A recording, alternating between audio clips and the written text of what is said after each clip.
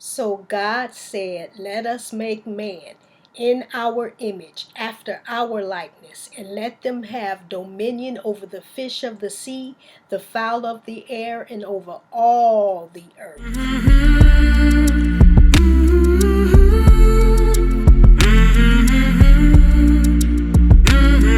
So what does it mean to be made in the image and the likeness of God?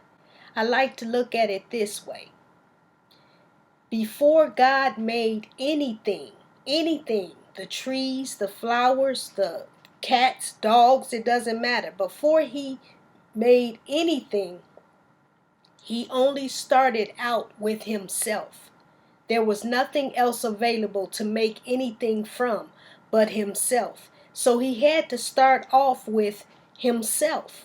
So out of himself comes the extension of man, which expresses God in his exact image and likeness, and everything else in his creation, so that God is connected to all his creation. We were not taught this. We were made in the image and the likeness of God. God made us like himself. And it seems that, to me, that's the whole problem that people are getting wrong, is we don't take that God made us like himself. We take the teachings that we were born evil, we were born with a sinful nature, we were born all of this bad stuff and this evil stuff, and then you wonder why. You wonder why people grow up to act in a certain way, in an evil way, when they've been taught all their lives that they came from an evil source. And until they get saved and transformed in the mind by God, they don't know that they don't know who they truly are. And so we get angry with them and we throw the people in jail and we whip our little children, when all we were doing was what you said we were. You said we were born with an evil nature, so I'm going to act evilly. This is my beginning. This is what first began to fill my consciousness, that my parents honestly believed that I was born evil, with an evil nature. And so that they expected me to be naturally do lie, naturally steal, naturally do all of these things that pertaineth to evil and ungodliness. And not realizing that as a man thinketh in his heart, so is he. So however you raised me to think about myself, whatever you put in my consciousness, I believe that to be me, and then I acted out. And so when you see me acting out what you thought I was, and you taught me that I was, you go, "See, I told you you was like that." But no, had you told me I was good, had you told me that I was created out of goodness, that I was created out of love, then you would have given me a tremendous starting point, because you would have taught me the truth, and then I would have had the opportunity to more so work out the good instead of the evil. But I didn't know this. This doesn't come up to me until I'm like almost 40, that I realized that the beginning that my parents got from Herbert W. Armstrong and passed on to me was not the beginning that should have been passed on to me. Because by the time the church, Herbert W. Armstrong, came out with his theories, Jesus had already come and gone. You know what I mean? Jesus had already come on earth and left. So that during that time that was going on, that you were teaching me that I had an evil nature, and I don't blame them. I'm not mad at them, because they can only teach me as far as they go. So if they believed I was born with an evil nature, they also believed that they were born with an evil nature, which eventually when they fall into doing some kind of evil act, they have the excuse that, I'm only human. But you're not only human. And because I didn't come to the truth until my children were born and grown in college or away at school and everything, they missed out on the same teaching. I didn't teach them that they were evil, but I corrected them very, very hard and disciplined them very hard, not understanding that the way God made them naturally in their nature, they were loving and kind. Yes, they may have needed to be spanked or whatever, depending on what child it is, whatever. But God made it's because they didn't know that they are made out of goodness.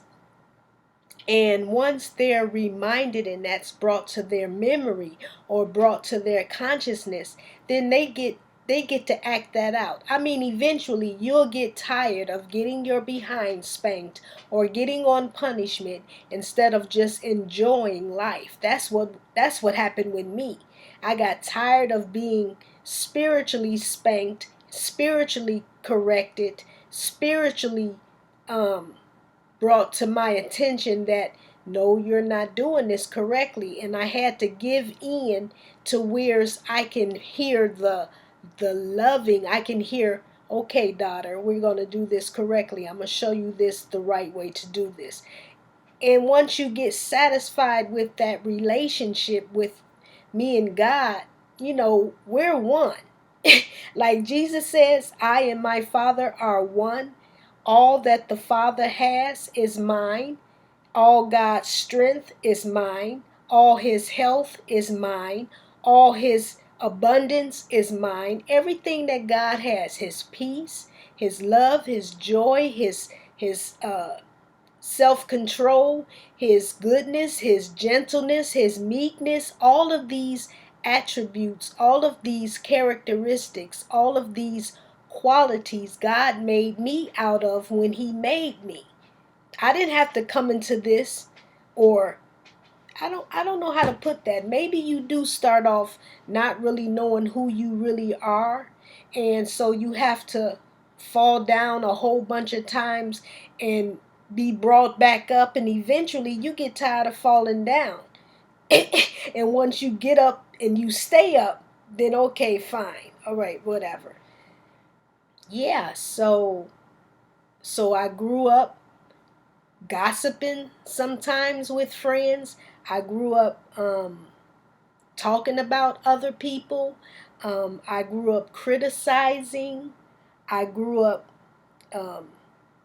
all the things that are susceptible to a child that's born out of an evil nature.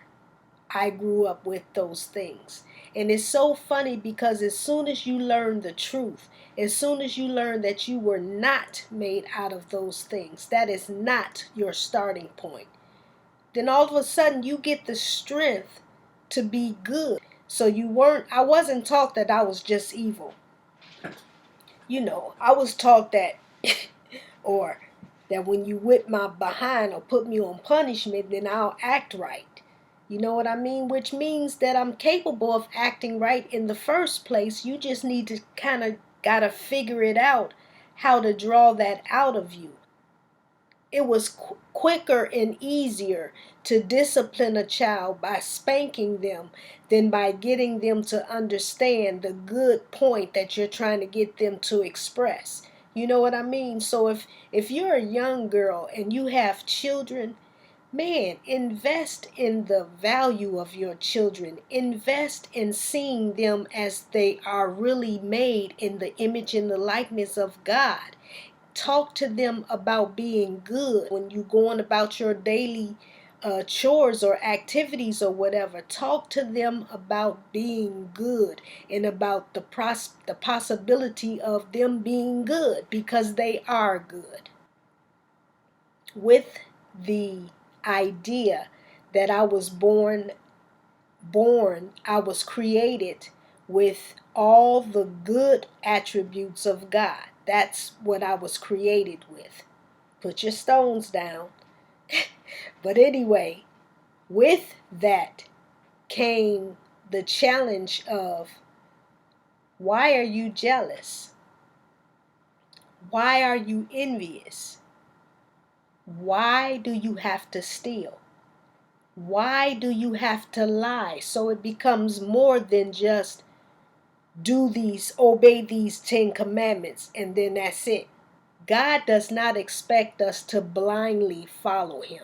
He expects us, he said, with all you're getting, get understanding. So he expects us to understand why. And it's okay to me to ask why. I do it all the time. And he answers. So, why shouldn't we females be jealous of each other? Why is that not necessary?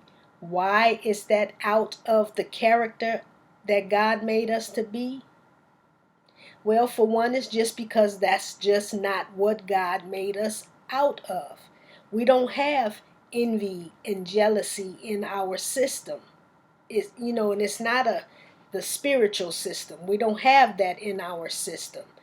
And the reason why is because if I and my Father are one, and if I have everything that God has, then I have the beauty, I have the holiness, I have the goodness, I have the appreciation, and I can't fully appreciate who I am if I'm then jealous of who she is or she is. And I'm comparing her with me, and I think she's prettier, so maybe I'm a little jealous. And God is like, absolutely not, because the same God that made them made you.